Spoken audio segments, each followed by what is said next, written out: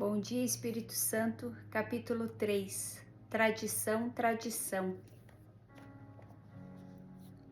Entrei no meu quarto e, como se estivesse magnetizado, fui atraído até aquela grande Bíblia negra. Era a única Bíblia em nossa casa. Mamãe e papai nem tinham uma. Eu não me recordava de onde ela surgiu, mas era minha desde que me lembro. As páginas mal tinham sido abertas desde nossa chegada ao Canadá, mas agora eu orava: Senhor, precisa me mostrar o que aconteceu comigo hoje. Abri a escritura e comecei a devorar como um faminto que tivesse recebido um pedaço de pão. O Espírito Santo tornou-se meu professor. Não sabia na época, mas foi exatamente o que de forma milagrosa começou a acontecer. Vejam, os jovens na reunião de oração não disseram: agora isso é o que a Bíblia diz.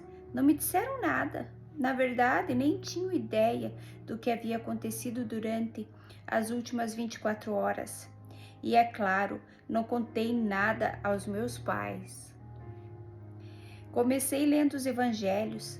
Peguei-me dizendo em voz alta: Jesus, entre em meu coração. Por favor, Senhor Jesus, entre em meu coração. Em toda a Escritura vi o plano de salvação se mostrando para mim. Era como se nunca tivesse lido a Bíblia antes. Oh, meu amigo, ela estava viva. As palavras borbulhavam de uma fonte e eu bebia livremente. Finalmente, às 3 ou 4 da manhã, com uma paz silenciosa que nunca tinha conhecido antes, adormeci. Pertencer. No dia seguinte, na escola, procurei aqueles fanáticos e disse: Ei, gostaria que me levassem até a sua igreja. Eles me contaram sobre um culto semanal do qual participavam e se ofereceram para me levar uns 2 dias depois. Naquela quinta à noite, acabei nas catatumbas.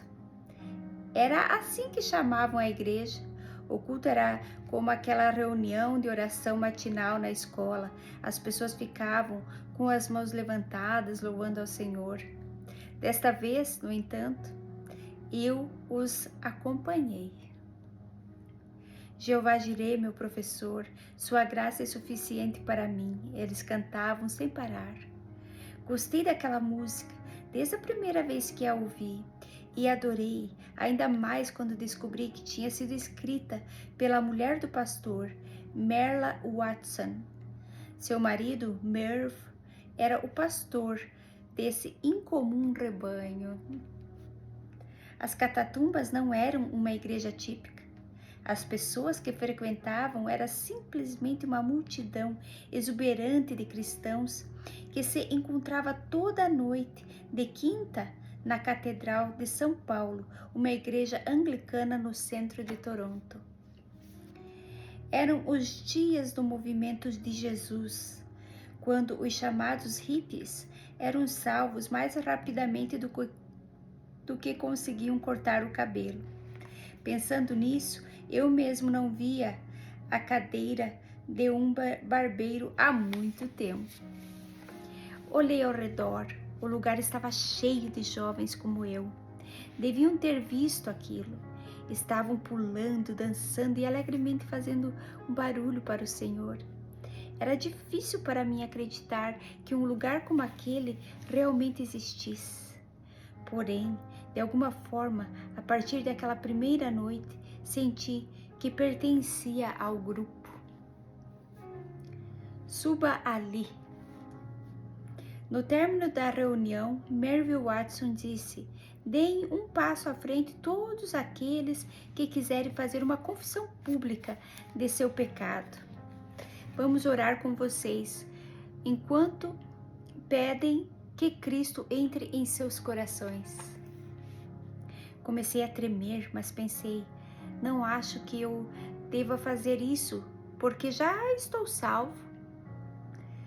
Eu sabia que o Senhor havia tomado conta da minha vida assim às 5 para as 8 da manhã de segunda-feira. E já era quinta. Você adivinhou, segundos depois eu me peguei caminhando por aquele corredor o mais rápido que conseguia. Não sei bem por que estava fazendo isso, porém algo dentro de mim estava mandando, vá até lá. Foi naquele momento, em um culto carismático em uma igreja anglicana, que esse bom católico de um lar ortodoxo grego fez uma confissão pública de sua aceitação de Cristo.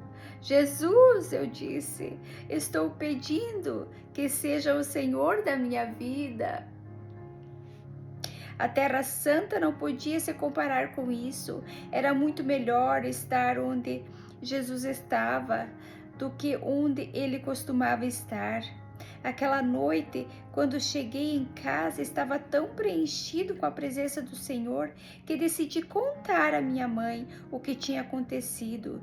Não tive coragem de contar ao meu pai. Mamãe, tenho que compartilhar algo com você, sussurrei. Fui salvo. No primeiro instante, seu queixo caiu. Ela olhou e falou secamente: salvo de quê? Confie em mim, falei. Você vai entender. Na manhã de sexta-feira e durante todo o dia na escola, no quiosque, onde eu fosse, uma imagem ficava piscando na minha mente. Eu me via pregando, era impensável, mas não conseguia apagar a imagem.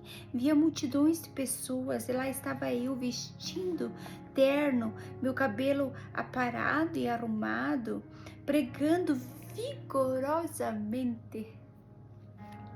Naquele dia, encontrei Bob, meu amigo esquisito, que tinha enfeitado as paredes do quiosque com as escrituras. Contei um pouco do que tinha acontecido naquela semana. Ele disse que me via pregando. Bob, falei, foi assim o dia todo, não consigo me livrar da imagem que me mostra falando em enormes cultos ao ar livre, em estádios, em igrejas, em teatros. Começando a gaguejar, lhe disse, vejo pessoas até onde a vista alcança, devo estar ficando louco. O que você acha que isso significa? Só pode ser uma coisa, ele me contou. Deus o está preparando para um grande ministério. Acho isso maravilhoso. Expulso? Não recebi esse tipo de encorajamento em casa. É claro, eu realmente não conseguia contar a eles o que o Senhor estava fazendo. A situação era terrível. Humilhação e vergonha. Toda a minha família começou a me perturbar e ridicularizar. Foi horrível. Eu esperava isso do meu pai, mas não da minha mãe. Durante o meu crescimento, ela tinha mostrado tanto carinho. Da mesma forma, meus irmãos e irmãs.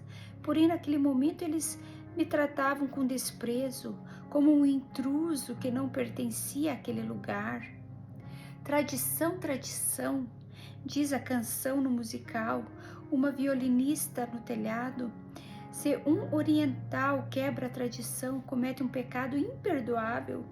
Duvido que o Ocidente consiga entender isso seriamente. Traz humilhação para as famílias e isso não pode ser perdoado. A família me disse, Benny, você está arruinando o nome da nossa família. Eles imploraram para que eu não desonrasse a reputação deles.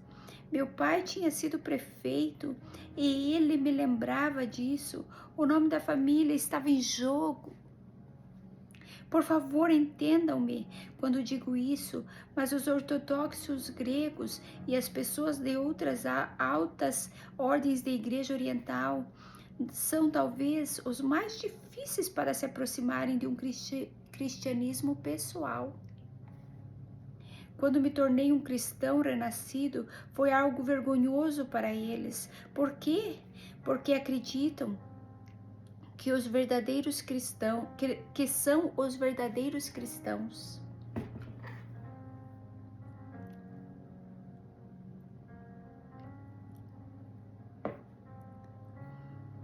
E possuem a documentação histórica para provar, são cristãos há mais tempo do que qualquer outros. Mas aqui está o problema, e eu cresci com ele. Sua fé é grande em forma, ritual e dogma, mas pequena em unção de Deus. Falta o poder e, como resultado, eles praticamente não possuem nenhuma compreensão do que significa ouvir ao Senhor ou ser guiado pelo Espírito. Ficou óbvio que, se eu quisesse permanecer em minha própria casa, deveria parar de falar sobre Cristo. No entanto, nada poderia apagar o fogo da minha nova fé. Eu era como uma brasa ardente que nunca parava de queimar. De manhã cedo, minha grande Bíblia estava aberta. O Espírito Santo continuava a revelar a palavra. Porém, isso não era o suficiente. Cada noite que eu conseguia fugir de casa, ia para um culto na igreja, quando o grupo de jovens ou para a reunião de oração. E nas noites de quinta-feira, estava de volta às catatumbas. Não consegui apagar da minha memória o dia em que mencionei Jesus em nossa casa. Meu pai veio até mim e me deu um tapa na cara. Senti a dor. Não, dessa vez não era a pedra de Jerusalém. Era um tipo diferente de dor.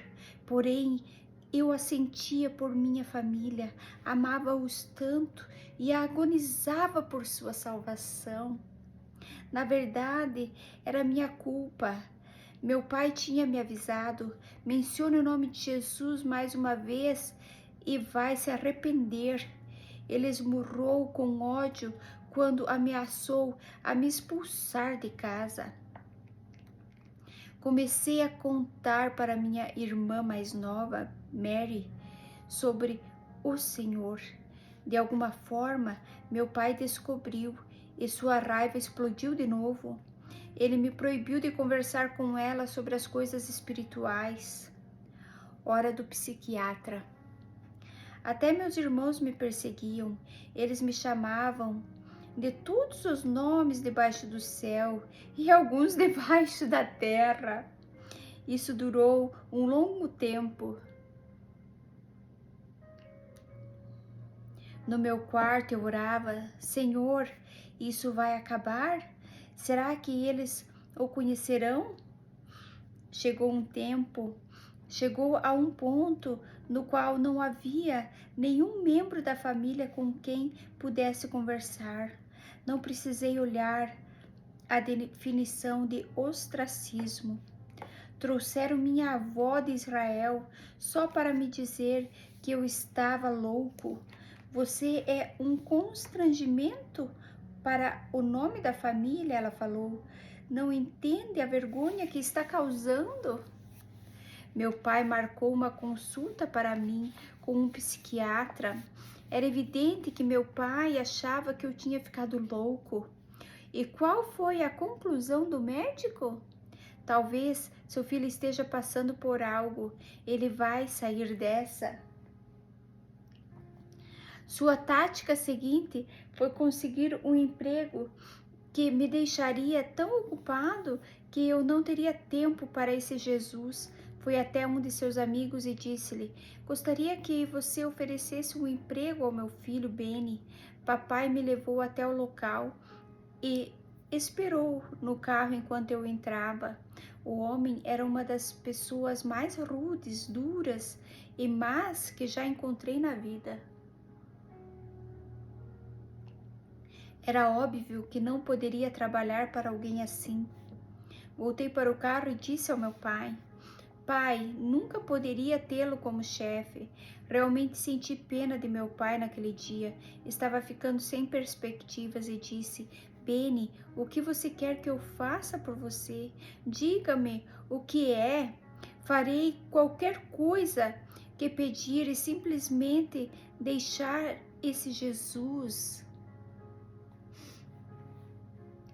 Pai, falei, você pode me pedir qualquer coisa, mas eu morreria antes de abrir mão do que descobri. Foi uma cena feia. Ele se transformou de um pai amigável em um estranho sarcástico. Tudo que tinha a oferecer era outra torrente de ódio e ataques verbais. No dia seguinte, talvez os dois seguintes, meu pai e eu quase não conversamos. Na mesa de jantar, ele não me olhava. Eu era totalmente ignorado. Finalmente ficou insuportável. Até mesmo sentar e assistir o noticiário da noite com minha família. Então, o que eu fazia? Ficava no meu quarto. No entanto, pensando nisso agora, posso ver que o Senhor sabia exatamente o que estava fazendo. Passei centenas de horas, milhares, sozinho com Deus. Minha Bíblia, eu estava sempre aberta, eu orava, estudava, louvava, eu me alimentava com o maná celestial que iria necessitar nos anos seguintes. Devo obedecer ao Senhor. Ir à igreja era um problema gigantesco. Eu queria ir, mas meu pai dizia de jeito nenhum, muitas vezes. Na verdade, essas eram praticamente as únicas conversas que tínhamos. Argumentos sobre a casa do Senhor. Os orientais consideram impensável desobedecer aos pais, porém agora eu tinha quase 21 anos. E lembro-me nitidamente da noite em que reuni toda a minha ousadia para falar com meu pai. Vou obedecê-lo em tudo que você quiser, mas na questão de ir à igreja não vou obedecê-lo, devo obedecer ao Senhor. Ele ficou espantado, parecia que alguém tinha dado um tiro nele e parecia ficar ainda mais bravo. Por respeito, fazia o melhor para ser obediente e perguntava a ele: posso ir à reunião hoje à noite? E ele dizia não, e eu ia para o meu quarto e orava: por favor, Senhor, por favor, mude sua cabeça. Depois descia e pedia novamente: posso ir? Não. Ele grunhia e eu voltava. Pouco a pouco ele começou a desistir. Sabia que eu estava perdendo a batalha. As catatumbas alugaram outro prédio para cultos no domingo e eu sempre ia para lá. Os estudos da Bíblia eram na terça e na sexta e havia uma reunião dos jovens no sábado à noite. Essas reuniões tornaram-se minha vida. Nos 2 anos seguintes, a minha conversão, meu crescimento espiritual foi como um foguete entrando em órbita. No final de 1973, Merv e Marla Watson me convidaram para juntar-me a eles no púlpito para ajudar no louvor e cantar. Porém, eu não conseguia falar em público.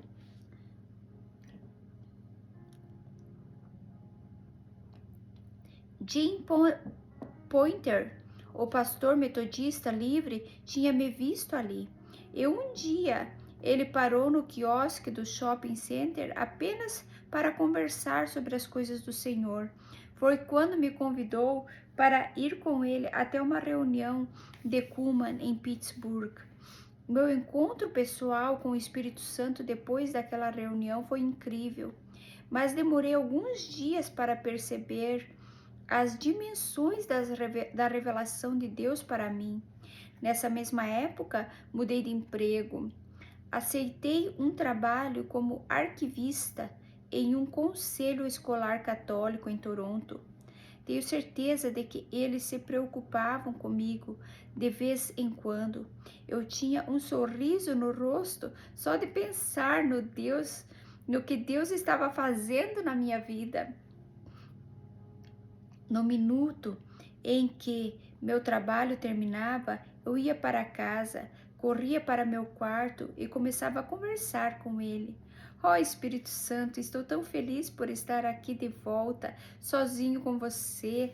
Sim, ele estava sempre comigo, mas meu quarto tornou-se um lugar muito especial e sagrado. Às vezes, quando não estava trabalhando, ficava em casa o dia todo apenas tendo uma comunhão pessoal com ele. O que eu estava fazendo? Estava criando uma comunhão com o Espírito Santo. E quando não estava trabalhando ou em meu quarto, tentava ir à igreja. No entanto, não contei a ninguém o que estava acontecendo comigo. Quando eu saía de casa pela manhã, ele saía comigo. Eu realmente sentia alguém do meu lado. No ônibus, sentia a necessidade de começar a conversar com ele, mas não queria que as pessoas achassem que eu estava louco. Mesmo no trabalho, havia momentos em que eu sussurrava coisas para ele. No almoço, era a minha companhia, porém dia após dia, quando chegava em casa, subia correndo as escadas, trancava a porta do meu quarto e dizia: agora estamos sozinhos. E minha viagem espiritual continuava, unção no carro. Preciso explicar que muitas vezes não estava consciente de sua presença. Sabia que ele estava comigo, mas fiquei tão acostumado a ele que não sentia a eletricidade daqueles momentos especiais. No entanto, outras pessoas sentiam. Frequentemente, quando meus amigos vinham me ver, começavam a chorar por causa da presença do Espírito Santo. Uma vez, Jim Pointer me chamou para dizer: quero passar para pegá-lo e levá-lo a uma igreja metodista na qual vou cantar. Você pode cantar comigo se quiser. Eu não era um cantor de verdade, mas ajudava-o de vez em quando.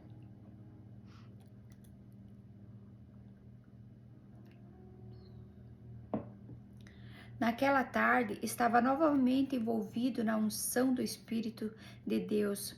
Foi quando ouvi Jim tocar a buzina. Quando corria pelas escadas até o carro, praticamente sentia a presença de Deus correndo comigo.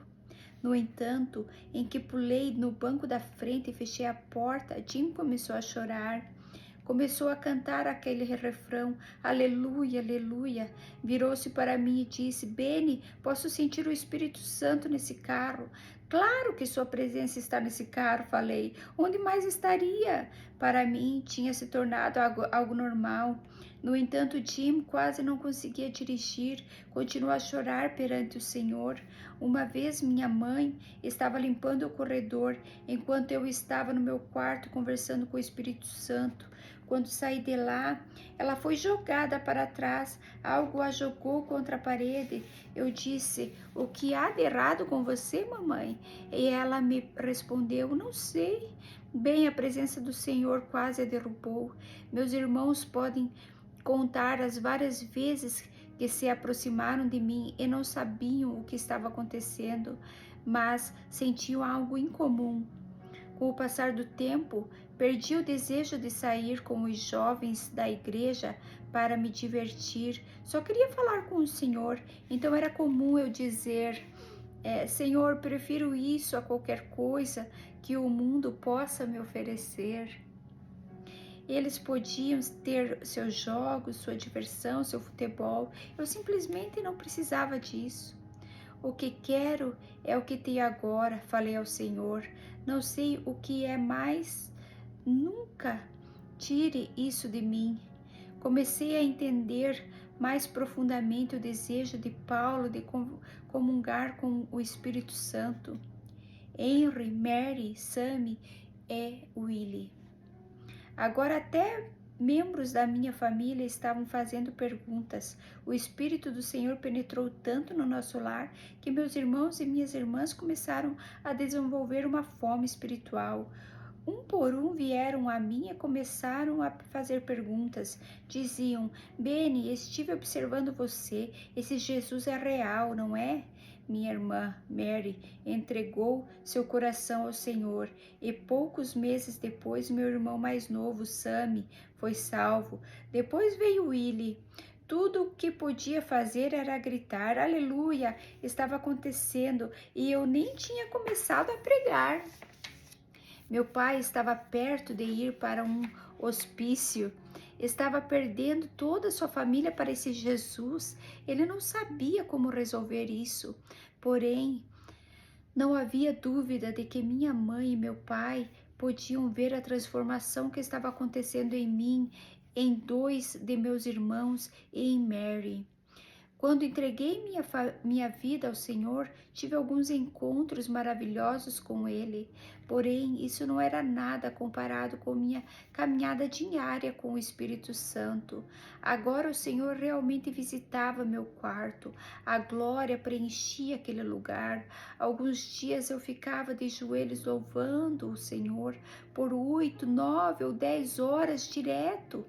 No ano de 74, liberou um fluxo infinito do poder de Deus em minha vida. Tinha de dizer apenas bom dia, Espírito Santo, e tudo recomeçava. A glória do Senhor permanecia comigo. Um dia em abril pensei, deve existir uma razão para isso. Perguntei, Senhor, por que está fazendo tudo isso por mim? Eu sabia que Deus não preparava piqueniques espirituais para sempre. Em seguida, quando comecei a orar, foi isso que Deus me revelou. Vi alguém parado na minha frente, estava totalmente em chamas, movendo-se incontrolavelmente. Seus pés não tocavam o chão, a boca desse ser estava se abrindo e se fechando, tal como a palavra descreve, um ranger de dentes. Naquele momento, o Senhor falou comigo em alta voz. Ele disse, prega o evangelho. Minha resposta, é claro, foi, mas Senhor, não consigo falar. 2 noites depois, o Senhor me mandou um segundo sonho. Vi um anjo, tinha uma corrente na mão, presa a uma porta que parecia abarcar todo o céu. Ele abriu e havia pessoas até onde o olho conseguia ver. Almas estavam todas caminhando para um vale grande e profundo, e o vale era um barulhento inferno de fogo. Era assustador. Vi milhares de pessoas caindo naquele fogo. Os que estavam nas primeiras fileiras estavam tentando lutar, mas o mar de humanidade atrás deles os empurravam para as chamas. Novamente o Senhor falou comigo. Ele disse claramente, se você não pregar, todos os que caírem será por responsabilidade sua. Soube instantaneamente que tudo o que acontecia na minha vida era por uma razão, pregar o Evangelho. Aconteceu em Oshawa. A comunhão continuou, a glória continuou, a presença do Senhor não desapareceu, acabou se intensificando, a palavra do Senhor tornou mais real. Minha vida de oração se tornou mais poderosa.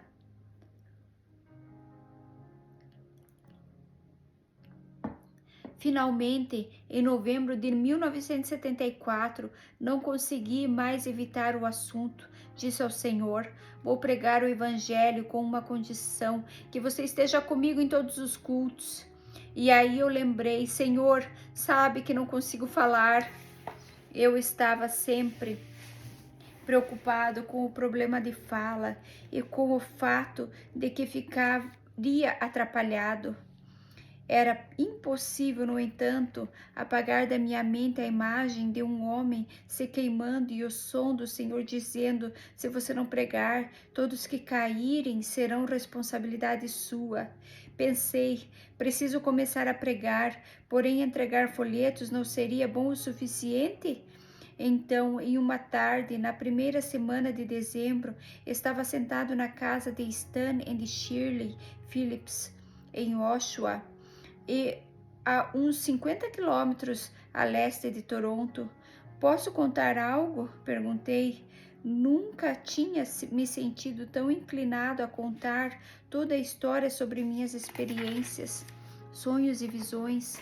Por quase 3 horas abri meu coração sobre as coisas que somente o Senhor e eu conhecíamos.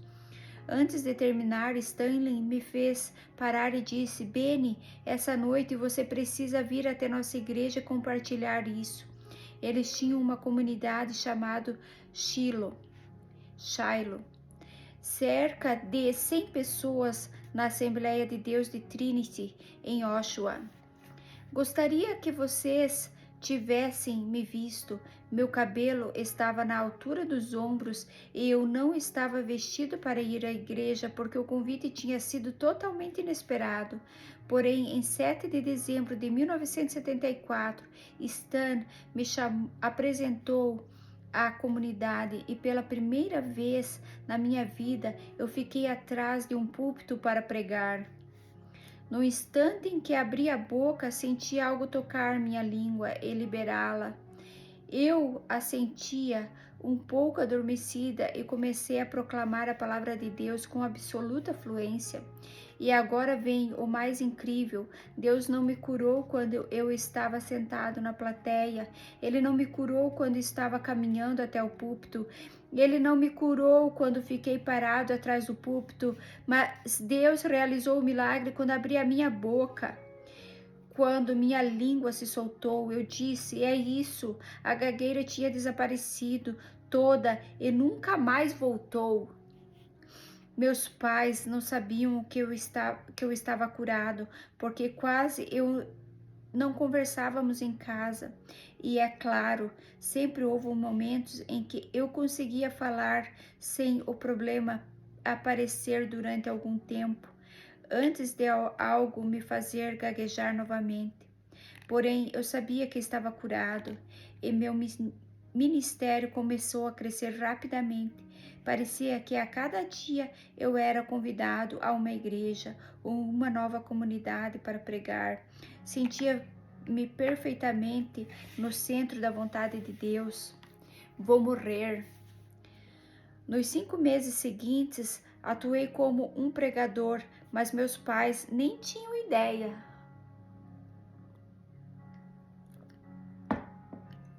Manter isso escondido por tanto tempo foi um milagre. Meus irmãos sabiam, mas não ousaram contar a papai, porque sabiam que seria o fim de Benny. No Toronto Star de abril de 1975, apareceu um anúncio de jornal com minha fotografia.